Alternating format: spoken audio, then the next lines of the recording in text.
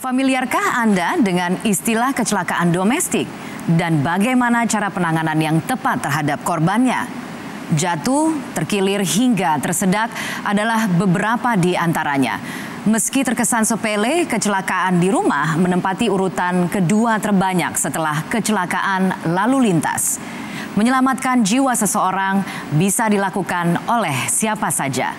Ferry Prihardi pun menemui sejumlah pihak untuk mengetahui penanganan cepat dan tepat pada korban kecelakaan domestik.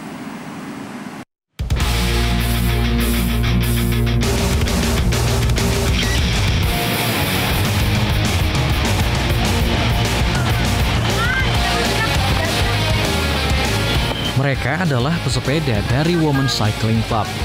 Sebagai pesepeda mereka sadar betul tingginya risiko kecelakaan yang bisa dialami kapanpun dan dimanapun.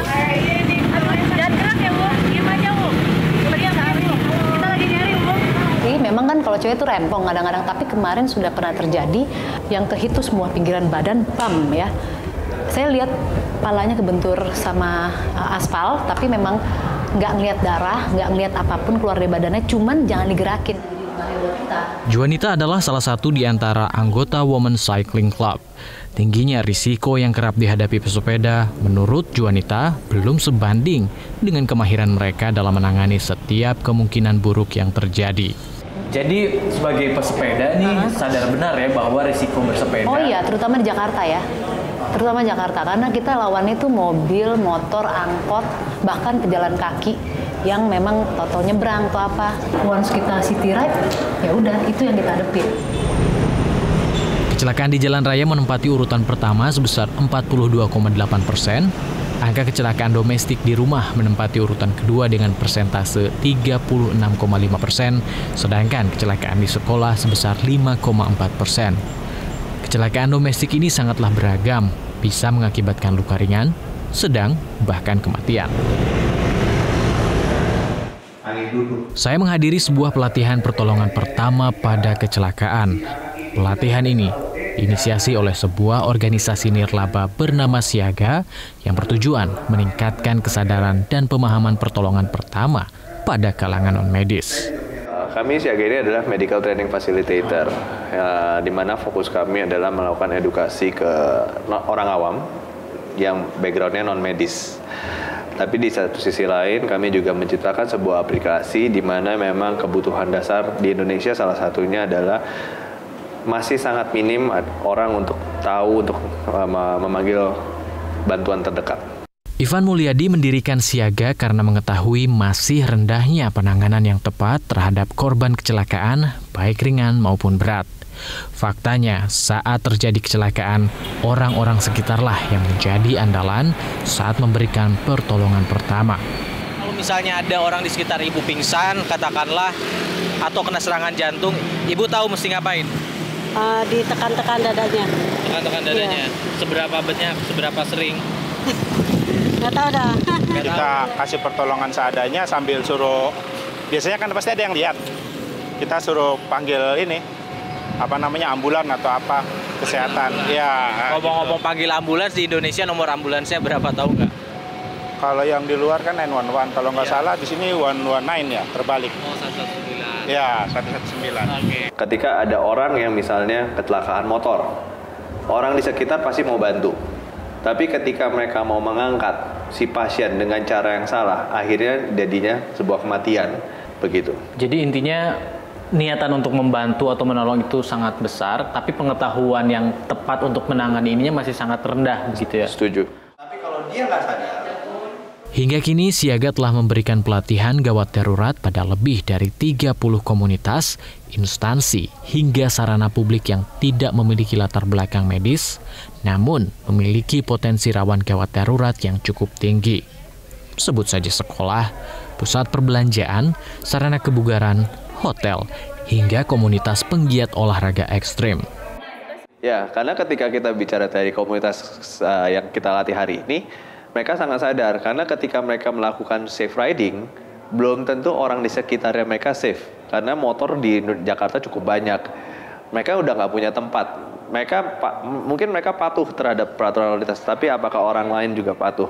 Ya, karena banyak juga kasus ketika pesepeda ditabrak oleh motor, ditabrak oleh mobil, dan akhirnya menyebabkan kematian.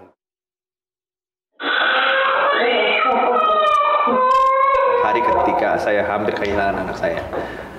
Jadi anak saya waktu itu choking. Kalau kita bisa nolong, lakukan namanya Heimlich maneuver. Heimlich maneuver itu caranya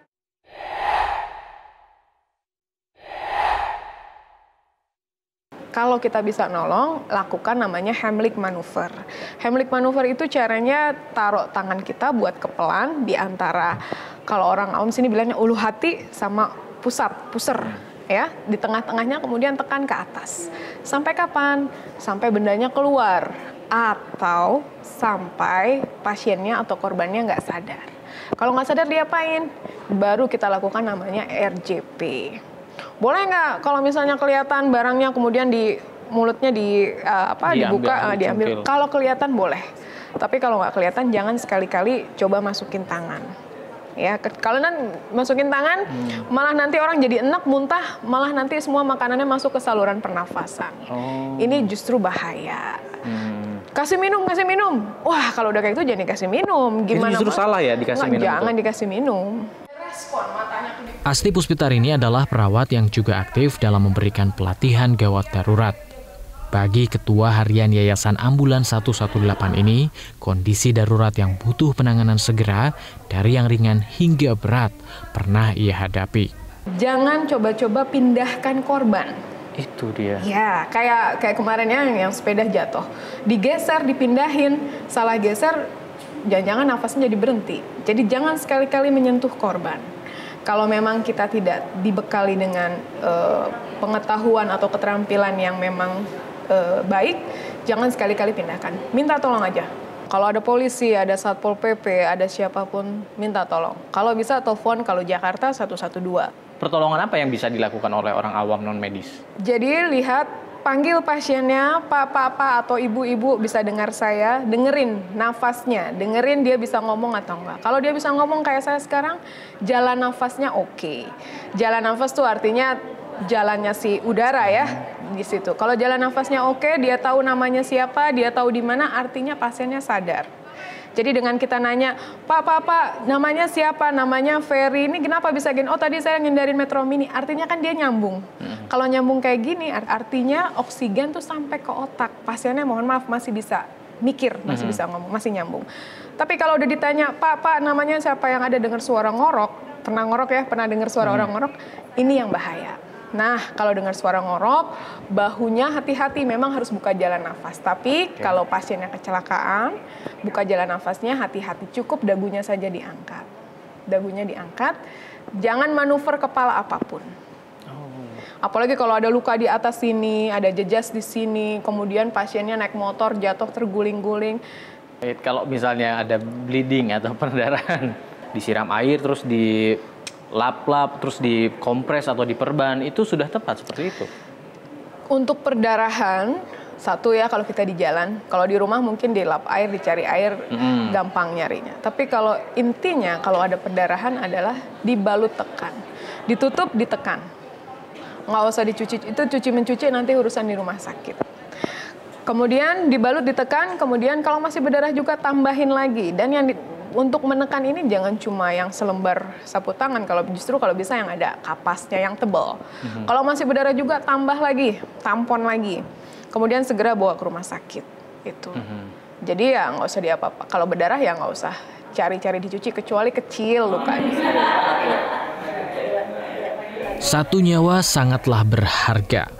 Maka sudah sepatutnya jika hal buruk terjadi di sekitar kita, tak peduli latar belakang, menyelamatkan jiwa adalah sebuah keharusan. Setidaknya ketika ada kecelakaan apapun di sekitar kita, kita tahu apa yang kita lakukan itu apa. Betul. Tidak hanya melongo atau bahkan memvideokan atau memfotokan gitu ya, tapi kita tahu penanganan yang tepat seperti apa. Ya, itu harapannya. Betul. Satu nyawa sangat berharga. Pemirsa, kita tiba di penghujung 360, 3 fakta membuka mata dalam 60 menit. Saksikan tayangan 360 berikutnya pada waktu yang sama pekan depan. Saya Kania Sutisnawinata.